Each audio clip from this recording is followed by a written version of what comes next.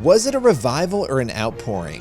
That is just one of the questions to surround the incredible events that unfolded at Asbury University in February of 2023. We are now 1 year past the amazing events of watching young people, college students, coalesce and worship the Lord for 24 hours a day, 7 days a week. And it went on for days and days and days. And just an absolutely incredible display that attracted Christians from around America, around the world, who were watching this nonstop worship and prayer service and wondering what in the world was going on. The Asbury Revival, as it came to be known, transfixed people everywhere. And it's been a year now. And we really don't know the full effect of what unfolded. A lot of questions you might have. How did it start? What really went on? Well, there's no one better to ask than the very pastor who preached right before. And I would argue his preaching actually sparked, in many ways, of course it was God, but his preaching sparked that revival. His name is Zach Meerkreebs, and he's actually here today to talk about the entire story, to give us the behind the scenes of what really happened at the Asbury Revival. With no further ado, let's welcome Zach to Higher Ground. Zach, February 8th was a pivotal day, a monumental moment. It was the day that the Asbury Revival kicked off. Take us through that day. You were giving a sermon. At the end of that sermon, what happened? Yeah, so February 8th was one of the mandatory chapels at Asbury University. They have 3 each week, and they're pretty strict on the time frame, just because everyone has to bounce and get to class. So I know I needed to get through the passage, and we had about 22 minutes to get through. Just a classic, you see that timer click down. So as I see the timer clicking down, I realize I'm not going to get to the end of my sermon, which is a little bit nerve-wracking, right? You want to do a good job, but I just invited people. We're not going to be able to love one another and love God, which is out of Romans 12, if you have a second to look at it, if you're listening. Talking about authentic, genuine love, but going then to 1 John 4, that we love because he first loved us. So we can't just white knuckle love. We got to experience his love. So I invited people to stay, gave people permission, which I think, as I've been contemplating and praying, I think permission is a huge deal. Especially for this younger generation, where they maybe have felt forced or things have felt inauthentic. This just open-ended permission to stay and experience. And about 19 students, I believe, stayed. And I remember there was only one other adult in the room. The campus pastor and I stayed, because everyone just kind of felt like it was just going to keep on going and kind of peter off into classes that afternoon. But I remember taking videos on my phone after a couple minutes, and 30 minutes, 40 minutes, and sending it to my prayer partners and mentors. What were you were you thinking, okay, this is pretty cool, this is amazing? Yeah, you're probably thinking, okay, this will go on maybe for an hour or two. I mean, totally. You had no idea. I think it would be dangerous if I was like, revival, it's here. 30 minutes in, maybe that's me, bro. Maybe I need to grow in faith, but I just thought it was sweet. I just felt like a sweet spirit was ministering to college students that really wanted to experience God's love. So can I just ask you, what do you think it was? Because I'm putting myself in your mindset, right? You're at that pulpit, you're like, oh gosh, I'm not going to finish what I wanted to get to. You're probably feeling like, I saw some interviews where you said, I kind of, in that moment, feeling like you hadn't accomplished what you wanted to. What do you think it was, though, about that sermon that led that group of young people to stay and to continue? Yeah, I think, a lot of people have asked that question. I think there's a lot of things you could think about. I don't think it's just the sermon. I think this worship team had prayed through the night before, but a lot of people don't know that, because it was a really private conversation. They felt like God was going to do something in chapel, so they prayed until 3 a.m. Is that normal for them? Had they had those kinds of moments before where they stayed up till 3 a.m. praying because they felt that on the 8th? On Tuesday night. Yeah, on Tuesday night, they were praying for Wednesday morning. So I think we need to really honor the gospel choir of these guys like Ben Black and Madeline and George Demain, who led that. But I think there's also, I've been on that campus, and this is not to toot my own horn, but I've been on that campus now for 2.5 years, just investing in students. No job. I don't get paid for it. You're not It's on not, staff there, just so people no. understand. You work for Envision, right? Which is a separate Yeah. organization. Yeah. But my wife and I live nearby, and we just see the Great Commission baked into the cake. We don't need a job to go disciple college students, and um, so I volunteer as a soccer coach. So I've become someone they know. It's almost like a crazy uncle asking them to stay, not some stranger, like, oh, that's Zach, you know, uh, he's invited me to do something. Maybe I'll stick around.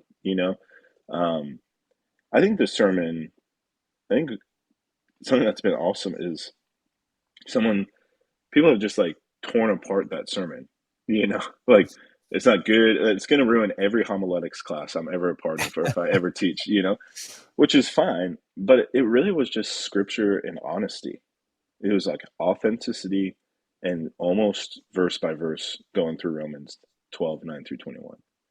And I think the authenticity and the power of the word, um, it, just all the things came together at the right time. It wasn't woo, it wasn't sparkles, it wasn't much. So, okay, so February 8th hits, this starts happening. 24 hours go by. That sweet moment that you were watching and sending to prayer partners has now become something much bigger. As you were watching this unfold, what was going through your heart and your mind? Because you never could have even imagined one day, let alone more than 2 weeks. Yeah. Um, I, you know, it's like emotional because the first couple of days, I just thought it was the sweetness of some students and the sweetness of the spirit. And it was like at any time I felt Asbury would say, hey, we need to downshift, or enough students would leave that it was awkward to still be going. And it wasn't until Friday that I really felt like God was doing something pretty supernatural, and we were seeing confession of sin. We were seeing people confessing sin, going to their dorm and bringing their laptop or putting their smartphone, or bringing vape cartridges, or like really repenting.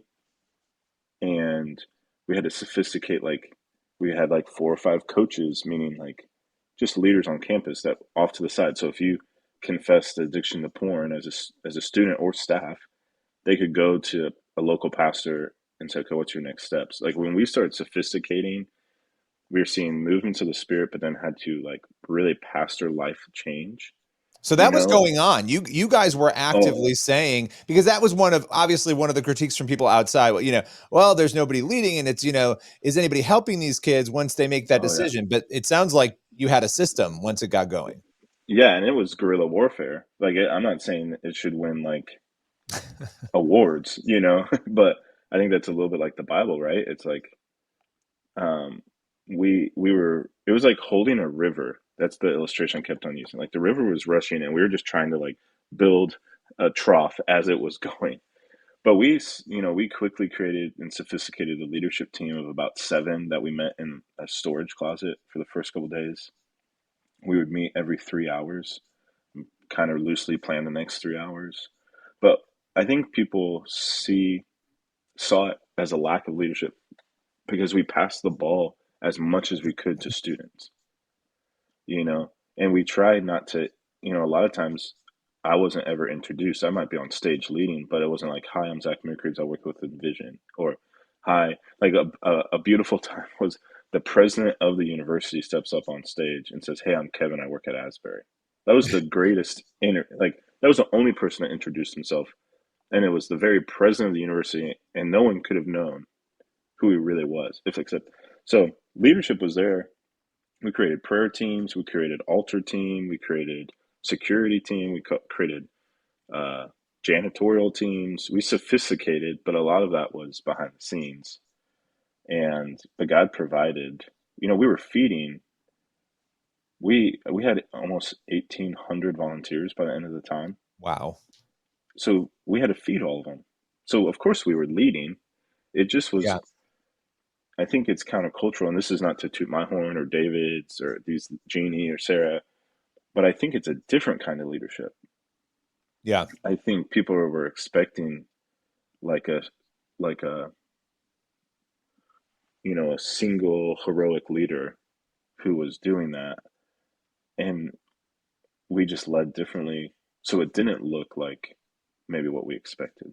You know, How did you how did you ensure, and this is the part that people were curious about, that when speakers were coming up or when people were sharing, I'm sure it was messy. I'm sure there were moments where things were said where sometimes you're kind of like, okay, how did you guys yeah, deal with that? Because that's one of the challenges of a situation like this. yeah. So we had a sophisticated system for speakers and worship leaders, and really, we only had 6 or 7 people speak the whole time. Like, Oh, wow. I didn't like, realize that. oh yeah. So, and all of them were pretty much in that original 7-person group from the closet. So it was primarily me, Dr. David Thomas, Jeannie Banter. Jeannie's on staff at Asbury. Dr. Thomas works for an organization called Seedbed and New Room. Um, Dr. Kevin Brown, Sarah. So we knew everyone who was speaking. Like, we had long time history, and even when a celebrity came, we had one celebrity speak, and he apologized as soon as he got off stage because he felt convicted by the Lord that that might have been distracting. And and then the worship team had a very similar process as well. So it was actually, we had lots of people who wanted to speak and probably are way better preachers than me, that just, we didn't know them. We didn't know their hearts. We don't know what their practices look like. Same in worship leaders. We had Grammy Award winner worship leaders that we don't know their heart. We know that they can lead really well. Um, Yeah. but So we you haven't. guys were a gatekeeper. I mean, you were gatekeeping Oh this. yeah, And let me ask you this, because I think the question now, here we are recording this in May, and this happened in February, right? So we go back to February. We're months past this now. How has this changed and transformed the campus itself since this happened? yeah. The campus, I would still say, I would say in two things. It just finished classes last week, um, but I was on campus almost every day until they were done, and I would say that there's a peace and lightness to campus, but there is an exhaustion to campus. Like, they're exhausted, which I think isn't a bad thing. Like, we're all creatures. I was tired on February Yeah. 24th, How you could you know? not be? Yeah. Um, so the campus was tired and they're ready for summer break. And some people would say, oh, that means they're not on fire. I'm like, no, it's because they're humans, you Yeah. know? Um, People came from but all over the country and world. I mean, people were flying in, all over. coming in. There were tens of thousands of people that came through this campus. It's monumental. It's understandable that not just the leaders, but the participants would be tired because they're human beings Yeah. after all of that. But to see, like, the camaraderie, like, silly examples of athletic teams leaning in with other athletic teams, and coaches encouraging other coaches, and professors apologizing to their students, or like, it's an organization ran by humans. So one thing that was so cool was pretty immediate after we were done, there was just a wave of coffee meetings that people were testifying to, people apologizing to one another, Wow. you know. And there's a historical, um, not break, that's maybe too intense a word, but there is a historical difference between the seminary and the university. There's a road running right through it, and even seeing them collaborate and celebrate a 100-year-old birthday together, we had never seen something like that before. So reconciliation and things like that. And then we've sent over 100 teams to go testify in churches. We have a team in London flying back right now. I'm going to Israel later this month to share. Um, a bunch of people going to Australia and Southeast Asia. So basically, Um, the revival outpouring, and we can talk about those terms in a minute, but it it has extended now into a different phase of now sharing the story around the world. yeah, it's witnesses. It's we've witnessed, we've tasted and seen, and now we get to go tell.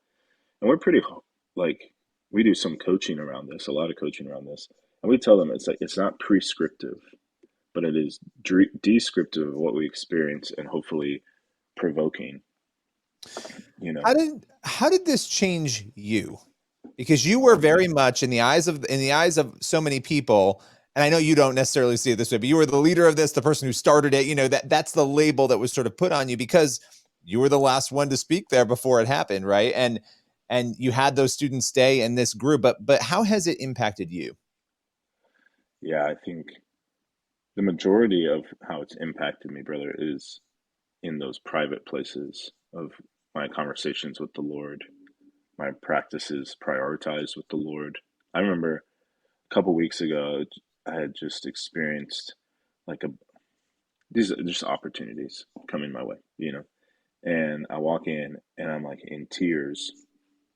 I'm like, I tell my wife, what God has invited us into does not give us permission to slack in any of our spiritual practices. It was like it was like if I immediately became a pro football player, like my diet, my exercise, I should probably get in shape.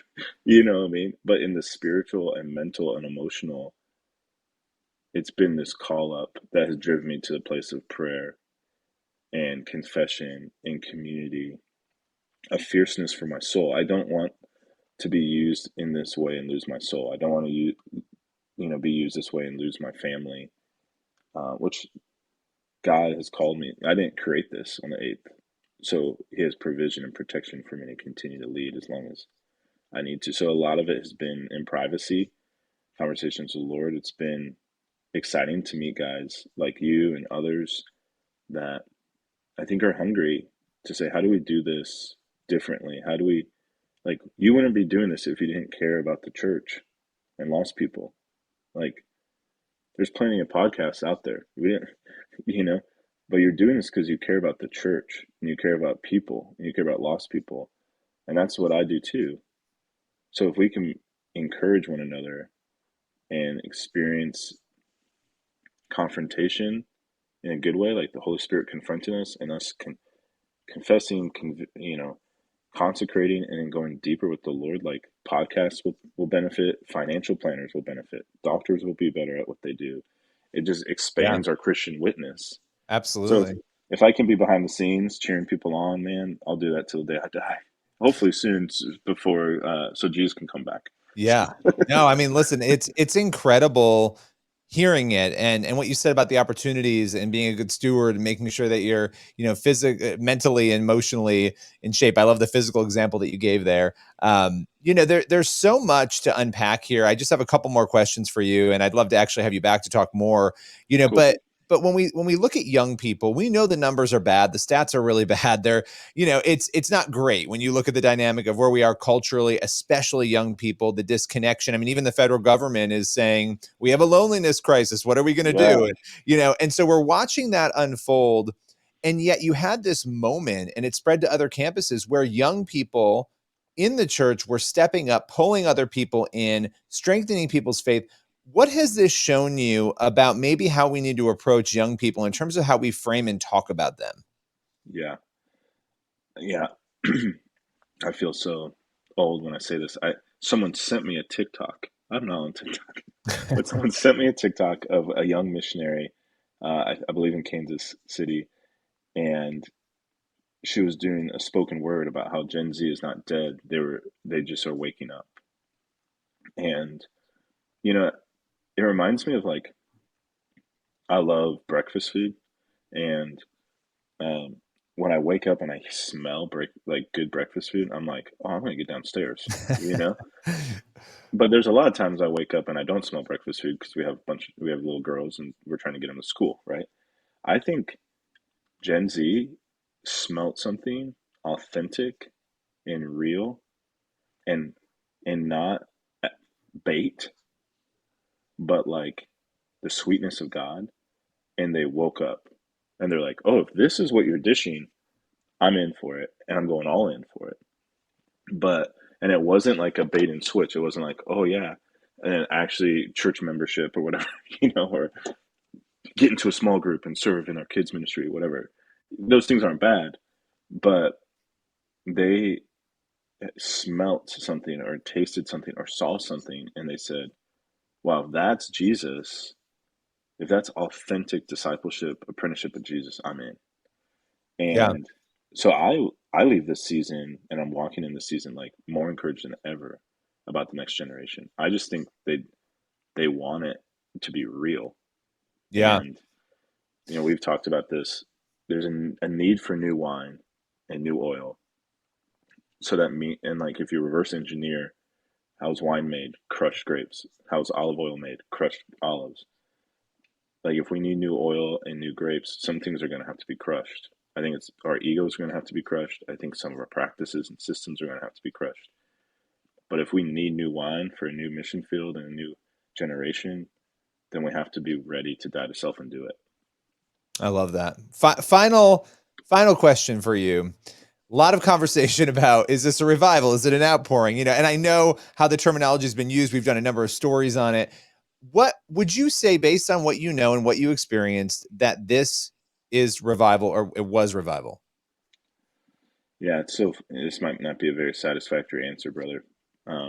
Revival, awakening has never been a part of my language. Not because I'm against it, but because I'm a missionary. I gave my life to Christ later in life. There was strategic reasons why we didn't use revival during it because it's revival can become an idol, especially in Wilmore, because they've experienced a Yeah. tremendous revival in the 70s. So, talking to brothers and sisters who are historians in revival, they say it usually takes a couple years for it to be validated as one. But what I'm seeing, we talked about this a lot, man. It's John 9, the blind man gets healed. The Pharisees are trying to get Jesus in trouble by saying, so is he the Christ? He's looking at this blind guy. Are you, is he, and I love this blind guy. He just says, like, I don't know if he's the Christ. I just know I didn't see, and now I do. And that's kind of how I feel, brother. Like, someone can write the book on the Asbury Revival or the Asbury Outpouring. Someone can make the documentary. All I know is I said amen after a sermon, and we experienced 16 days and really counting of intensification and acceleration of God's Spirit all over the world, man. Thousands and thousands coming to Christ. So, what am I going to call it? Today's what? Wednesday? We can call it Wednesday. Not to downplay it. It No, just I don't think is, the name I mean, it really doesn't. yeah. It doesn't Isn't it? necessarily matter, the name, the title. I know it does Yeah, in terms of, I like what you said about a few years from now, what historians have said. I think the media, a lot of us went with revival, a lot of us yeah. went with awakening, a lot, and we went out of our way to explain the difference between the terms, of I love it. outpouring, and I think it's important to talk about that and understand it. Totally. But yeah, I think to your point, you are witnessing something happening. Putting the label on it right now doesn't. I mean, what does it really do for anybody at this point outside of telling the stories? To me, that's the power, and that's what you've been doing. And you guys are Yeah. traveling all over the world. You're going to Israel. I mean, it's incredible. Are there any final words or things you'd want to say? Maybe we didn't talk about something you wanted to mention. I'll Yeah. throw it to you before we go. Yeah. I prayed this prayer for my buddy Al Gordon in London, and he's experiencing some really beautiful things in London right now. But he flew to be in Wilmore a little bit, and I told him, you know, rob us cold of whatever we got. Just come in and burglar, because we're not running out. So fill your pockets and deposit it wherever you're at. Push, linger, lead in humility. So I would say the same to anyone who's listening. It's like, Asbury's not running out. I'm not running out.